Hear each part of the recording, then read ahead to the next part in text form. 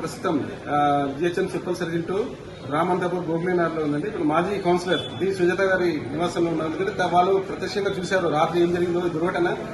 6 మంది అంటే 5 మంది 6 మంది ఇప్పుడు చెప్తున్నారు. ఇంకా ఇంతమంది చనిపోయిన ఒక బ్లాక్ డేగా మేము వర్ణిస్తున్నాము. ప్రజా సంకల్పం రామంతాపూర్లో ఒక ఘోరమైన దుర్ఘటన, ఎప్పుడు ఇలాంటి సంఘటనలు జరగలేదు. మనతో లైవ్ గా ఉన్న మేడం ఉన్నారు. సుజాత మేడం చెప్పండి ఏం జరిగింది. రాత్రి 12-11:30 టైంలో మంచిగా వాళ్ళు సంతోషంగానే వస్తుంది. మంచిగా వచ్చిన తర్వాత ఆడుతున్నారు. సరే వర్షం పడుతుందని ఆ వెహికల్ చైతం దొబ్బుకుంటా 5 నిమిషాలు అయితే వాళ్ళు హాల్ లోపలికి వెళ్ళిపోతుండ్రి. అది current wire, cable wire current high tension మీద నుంచి కిందికి అల్లాడబడి ఆ హై టెన్షన్ తోని అది వీళ్ళకి షాక్ వచ్చింది. అంతకుముందు ఏం మంచిగానే ఉండే, వాళ్ళు మంచిగా ఆనందంగా వస్తుండ్రి. మేము చూసిన పిల్లలు, మా కళ్ళ ముందరలో ఉన్న పిల్లలు ఇంత ఘోరంగా అయిపోయిందంటే మాకు చాలా బాధ అనిపిస్తున్నది. మీరు వాళ్ళు ప్రజాప్రతినిధులు వాళ్ళు అందరూ వచ్చి చూస్తున్నారు, పోతున్నారు, మాట్లాడుతున్నారు. అయిపోయింది. దాని గురించి మంచి చర్య తీసుకోవాలి. దాన్ని గట్టిగా దాన్ని ఒక రూప తేవాలి. దాన్ని మంచిగా ఎవరు చేసిండ్రు, ఎట్లయింది, ఏంది అది అవన్నీ చూడాలి. వాళ్ళకు పాపం ప్రాణాలు వదిలిన వాళ్ళకు కూడా మీరు సహాయం చేయాలి. ఏదో వచ్చేది వాళ్ళ గతి చిన్న వాళ్ళు వాళ్ళ గతి ఏం కావాలి, వాళ్ళ భార్య పిల్లల గతి ఏం కావాలి, ఏమైతుంది, ఎట్లా ఇంత ఘోరంగా ఒక్కరు కాదు 6 మంది, రాత్రి 5 మంది, ఇప్పుడు ఉదయం ఒక్కరు, ఇంకా 3 చాలా క్రిటికల్ గా ఉన్నారు. వాళ్ళంతా చాలా జాగ్రత్తగా మీరు మీడియా వాళ్ళు చాలా దీన్ని హైలైట్ చేసి దాన్ని ఒకటి ఇది చేయాలి. ఈ రామంతాపూర్ గోగులనగర్లు ఎన్నడూ ఇంత పెద్ద ఇది కాలేదు. వీళ్ళు యాదవులు కూడా ప్రతి సంవత్సరం మంచిగానే తీస్తున్నారు. వాళ్ళకి హాని కలగాలి, ప్రజలకు హాని కలగనియలేదు. వాళ్ళు ఎప్పుడు కూడా కలగనియలేదు. ఎంత మంచిగా తీసేవాళ్ళు, ఎంత మంచిగా ఉండేవాళ్ళు.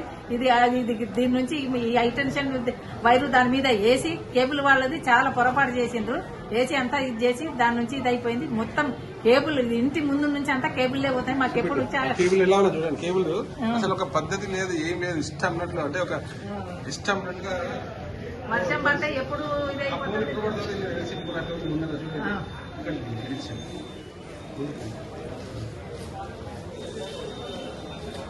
మీరు యువతకు ముఖ్యంగా యువతకు ఏం చెప్పాలనుకుంటున్నారు?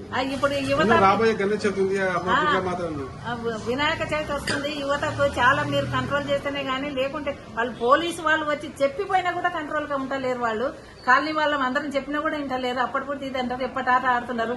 వినాయకులు పెద్ద పెద్ద వినాయకులను పెట్టి చాలా హైట్ పెంచి ఈ వైర్లన్నీ కట్ చేసుకుంటా ఎంత ఇబ్బంది, జనాలకు ఇబ్బంది పెడుతున్నారు. కరెంటు ఇళ్లలో బల్బులు ఎగిరిపోతున్నాయి. వాళ్ళు చేసే పనికి అంతా పెద్ద పెద్ద సౌండ్లు పెట్టి ఆటలు, డ్యాన్సులు అవన్నీ పెట్టి చాలా ఇబ్బంది చేస్తున్నారు. ఈ యూత్ ని కంట్రోల్ చేయాలి. ఈ వినాయక చవితి వచ్చేది వినాయక చవితి, దాన్ని మీరందరూ హైట్ చేసి దాన్ని చాలా కంట్రోల్ చేస్తేనే కానీ, లేకుంటే ఇంకా ప్రతి సంవత్సరం ఇట్లా పెరిగిపోయి చాలా అల్లరి, జనాలకు అల్లరి చేస్తున్నారు ఈ యూత్ అంతా. వాళ్ళు భక్తి భావంతో ఏమీ లేదు. పెట్టడం, తాగడం, తినడం ఇష్టం వచ్చినట్లు ఎవరు చెప్పినా కూడా వింటలేరు. ఎంత పోలీసు వాళ్ళు చెప్పి పోతుంటే కూడా మళ్ళీ వచ్చి యథావిధిగా చేస్తున్నారు వాళ్ళు. ఇది కంట్రోల్ చాలా కంట్రోల్ చేయాలి. ఎందుకంటే ఆడపిల్లలకి ఇబ్బంది అవుతుంది, ముసలి వాళ్ళకి ఇబ్బంది అవుతుంది, చదువుకున్న పిల్లలకి ఇబ్బంది అవుతుంది, చాలా కష్టం అవుతుంది. ఈ వినాయక చవితి వచ్చిందంటే చాలా భయంగా అందరు కూడా భయపడుతున్నారు. ఇట్లా చేస్తున్నారు, ఎవరు వింటలేరు, ఎవరు పట్టించుకుంటలేరు, ఎవరికి ఏం దీని మీద శ్రద్ధ లేదు అని అందరూ ఇది చేస్తున్నారు. ఎందుకంటే నేను మాజీ కౌన్సిలర్ కనుక అందరు నాకు చెప్తా ఉంటారు. కొందరు మీరు చెప్పండి అమ్మ అంటారు, కానీ ఎవరు చెప్పినా వినప్పుడు ఏం చేస్తాం. మీరు తప్పకుండా కంట్రోల్ చేస్తేనైతుంది, మీరు చేస్తేనైతే, లేకుంటే కాదు. ఇది ఎవరు చెప్పినా విన్నారు. దీన్ని హైలైట్ చేసి మీరు ఇది చేయాలి.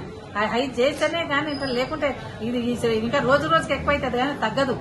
చాలా హిందూ సంఘాలు, హిందూ ధర్మ సంఘాలు వాళ్ళు కూడా దీని మీద శ్రద్ధ తీసుకోవాలి. ఎందుకంటే చెప్పాలా, హైట్ పెంచొద్దు, భక్తి శ్రద్ధలతో చేయాలని చెప్పాలి కదా మేడం. మరి అదే వాళ్ళు కూడా చెప్తున్నారు, చెప్పినా ఇంటలేరు. పోయి చెప్తున్నారు, చెప్పినా కూడా యూత్ ఇంటలేరు.